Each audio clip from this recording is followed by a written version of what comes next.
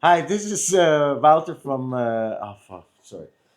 Welcome. This is Wouter from Snow Sports Kaprun, and I'm here with. Andy from Snow Camps Europe.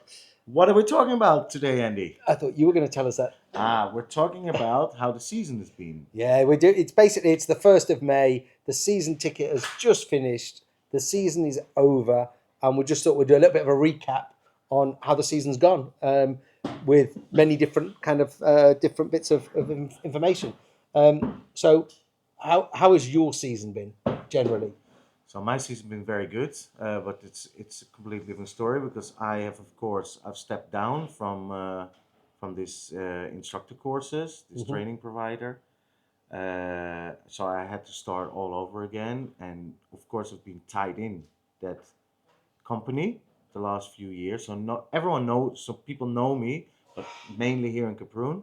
So I've started again. I'm really happy that I've done because I'm quite surprised how quick the word to mouth has been and positive reactions. And yeah, for me the season's been very well because I thought like, oh, it's gonna start slow, but it's been really really busy. Yeah. I mean the quantity, but of course there's only two of us mainly, and yeah, it's been pretty good. Yeah. The snow's not been the greatest. Been quite challenging with going for people who want to go off piste or ski touring skinning. Yeah.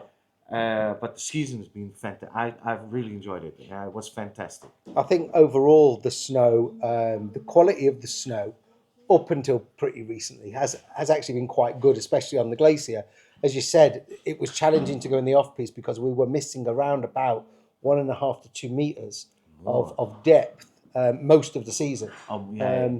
We've now gained a little bit of that back with the storm that came in a couple of weeks ago, but again that now has deteriorated, and the off piste at the moment. I know there was an alpine course running 2 weeks ago, and the conditions were not good for the alpine course.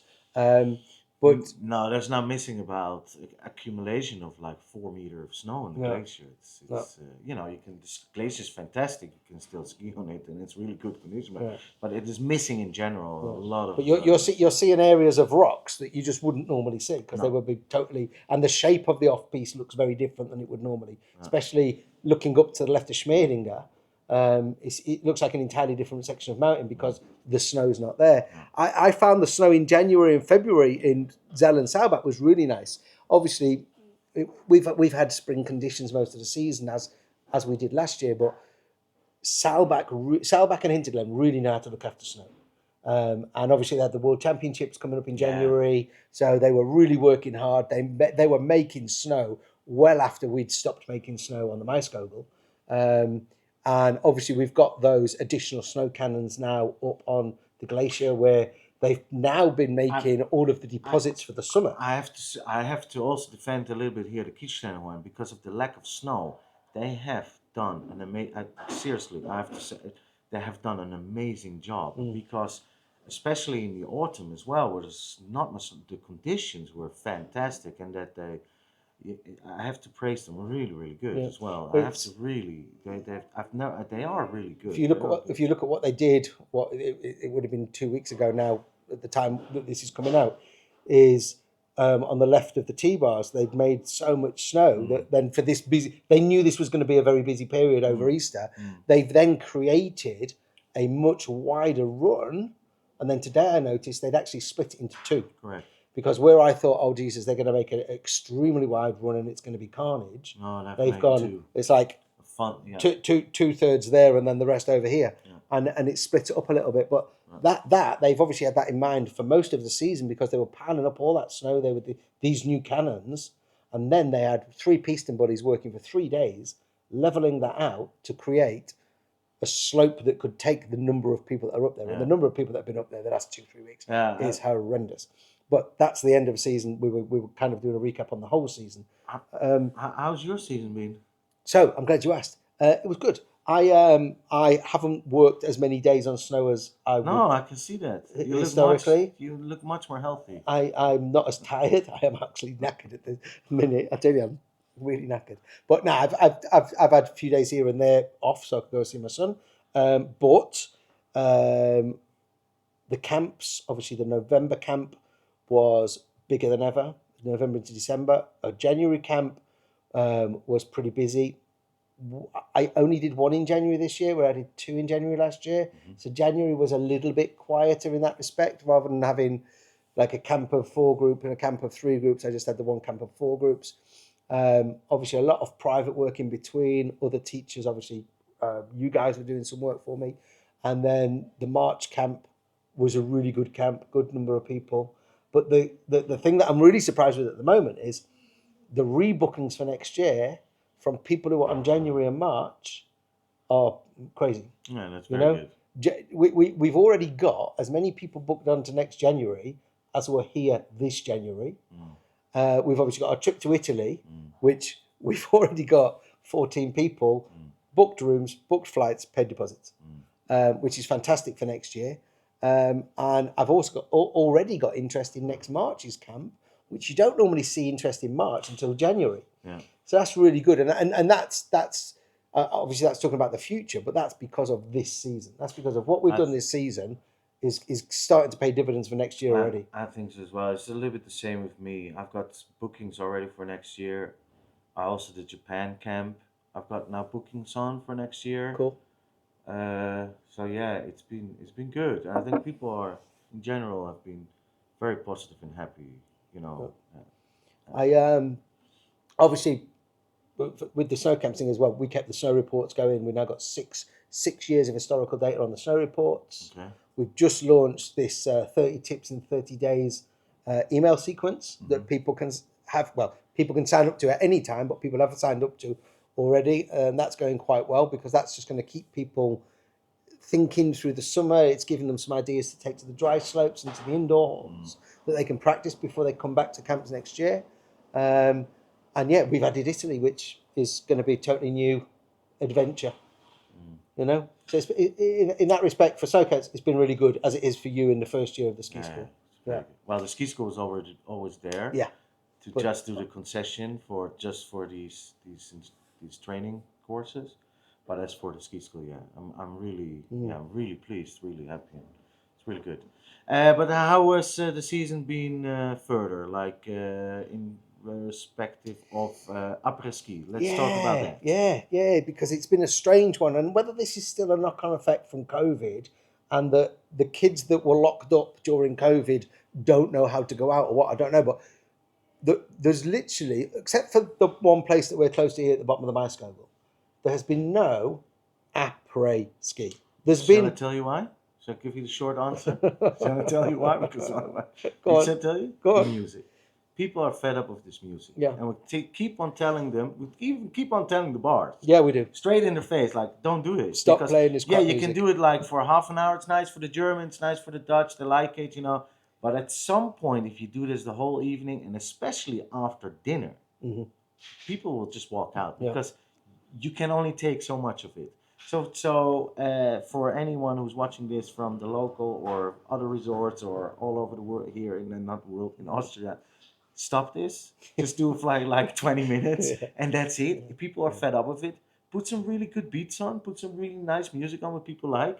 They can have a dance to it. You can't dance to Schlager.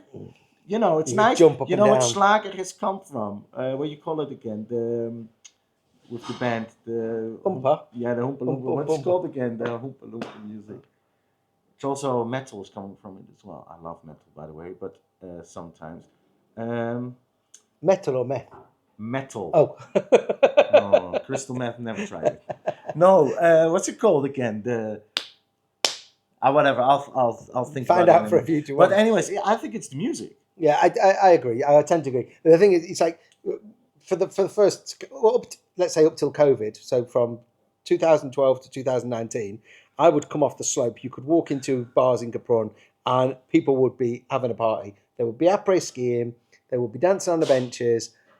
You go in now, you're the only person in there. Yeah. We were sat in a bar yesterday. There was 3 of us. There was more staff. Now, they've now started to learn that if we are the only people sat in there, we don't want that music. So they do play a different list. But the minute a tourist then walks in, they change the music and they turn it up. And it's like we've gone from 3 people to 5 people and you've hiked the volume up. And now no one can speak to each other. And you've done it because you want to create an atmosphere for 2 people. Right. Rather than letting it build and build and build and then having your 20 minutes of... If an investor sees this, please invest some money because I'll make it really nice après ski. Yeah. Or you want to have some ideas you want to know. I don't know. It's But après ski has not been it's as good not- as no, it used to be. no. There aren't as many people out pre-dinner. Again, a lot of people staying home, and this is probably because of the money situation. As A lot well. of people staying in the apartments and eating dinner. The restaurants have been busy, but they've not been as busy as last year. How do you know? Because I speak to the restaurants, of course. Which restaurants? McDonald's. All of them. No, McDonald's is still busy. No, I know the Margaretenstein has been really busy. The nice restaurants been busy. Also in Tumersbach. The good ones, they have been really The busy. thing is, the people who can afford to go to the really good ones can always afford to go to the really good ones. The mainstream, I think, have been tightening the purse strings a little bit on some things.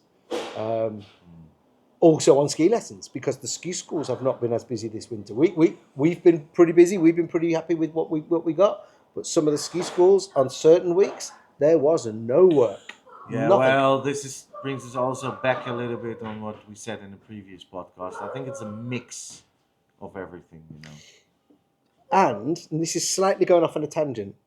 This is something I've been thinking about quite a bit and talking to people. Ski schools take bookings. Mm-hmm. Yep. They've always taken bookings because people wouldn't go skiing without a lesson. So you arrive in a resort, you go in and say, can I make a booking? Yes, you can make a booking. Or now you go online and you make your booking and they accept your booking. Ski schools do not market their business outside of the resort to attract. Don't give them ideas. Future Stop guests. it. Why would you give them ideas? And they should continue Stop to work it. like this. They should continue to work like this. But Stop. But if you think, why is your school empty on that week? How can you fill that school on that week? You don't. But- because it worked like that 50 years Exactly, ago. and that's the thing. They're doing what they've always Stop done. it. Don't Yeah, do that. nobody with a ski school listen to any of my marketing advice of how to get yourself Nah, busier but during on a quiet serious periods. note, it's true. But also, yeah, I think you're 100% true. They should start marketed a little bit more. But also, it's a mix. It's a mix of people don't have as much money to spend anymore. It would be interesting to look what's happening next year, really, because I think I read an article in the Telegraph, for example, that it's going to be difficult for people in Britain. Yeah, I think the same. Well, Holland is, but the same in Denmark. Okay, it's cheapest still, and Scandinavia, but I think you will see that for families and the middle class, it's getting more and more difficult. Have you got an online subscription to the Telegraph? No. Oh, how did you see this then? It's not on. I don't have a subscription, but I can Okay, see good. the articles. Good. Because if you had a subscription to the Telegraph, you've got way too much money. No, I don't. I don't at all. I don't at all. No, I don't have any money. I'm driving Marcus's his car. You are the old wagon. But I think it would be it would be interesting to see because I think it's getting gonna more happen. and more and more expensive in a way of like for families and also it's what you say, the lessons for the ski school to come back to it. If you then on top of it get like a little bit like the lessons are good. I don't want to slack off this, but there's missing a lack of experience. They're missing a lack of ski foundation a lot of the times, and then you think like as a parent like, well, my child is going in a group of 12 kids because we can only go in February. Why? What's the point? Yeah. And I It's agree. not really good. It's not really value, is it? No, You're not it's getting not. value. And again, that value proposition is something that they need to drive a little bit more, I think. So there you go. So in general, I think the winter's been a pretty good winter. There's some good things I've learned from it this year. Looking forward to next winter. As I say, bookings are coming in already, so that's really positive. I hope we'll get a bit more snow next winter. It would be nice to go. We're due a big snow winter. The last big winter I've got on record on YouTube where we were skiing some proper pow was 2 weeks ago in 2020. Yeah, So 5 years ago. 2020 Remember when it was good. like there was about 15 of us on the glacier because it was lockdown. There was 15 of us, and 2020 was phenomenal. Nick and Fabi were skiing, and you were skiing with Jamie and the others. And there was no one there, and it was like I snorkel was stuff. skiing with Günther always. Yeah. But yeah. So we're due but I think a snow. the season's been really, really good, and I think we're lucky as well. You know, with the glacier, I really do, because other resorts they've closed 2 weeks ago, 3 weeks ago. So we are lucky with the glacier, and I think so we'll always have good snow. And I spoke to the glacier as well, and they said, for example, in because we were talking about the lack of snow a little bit. They said, yeah, the glacier will always open in October, no matter what, because of the new snow cannons. Yeah, but I think isn't this part of this whole snow cannon thing is that the Gemeinde, the community in Kaprun have said we need to have a fixed opening date, because hotels are not opening their hotel rooms because they don't know whether or not we're opening. And also because what happened 2 years ago, Yes. the late opening, it's never ever happened. Yeah. So that was so they said it's never gonna happen. Right. So it's good. That's good. Yeah. Cool. There we go, folks. So pretty positive winter for both of us.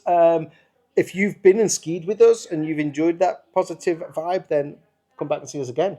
I hope so. And we're going to, obviously this is the last day of the season here in Kaprun. We're going to continue the podcast through the summer. Mm-hmm. How we're going to do that, both of us having our extremely busy jobs in the summer, I don't know, but we'll work it out, because I actually have to work quite hard in the summer. But you're just going to be... What? I'm doing the same as you, but somewhere else. You know what I've done? No? Taking soup fully off the menu. Decided yesterday, soup is off the menu. Just a conversation we've been having about what we're doing in the summer and whether we should have soup or not on our menus. Yeah, Marcus doesn't want it. Yeah. But no, Marcus wants it, no? Yeah, he wants it. Well, so he doesn't want to take it off the menu. But we have reduced it. Yeah.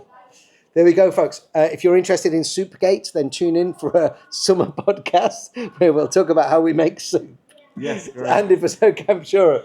And Wouter. Saying bye for now. Have a good summer, and we will continue with the podcast. Yes.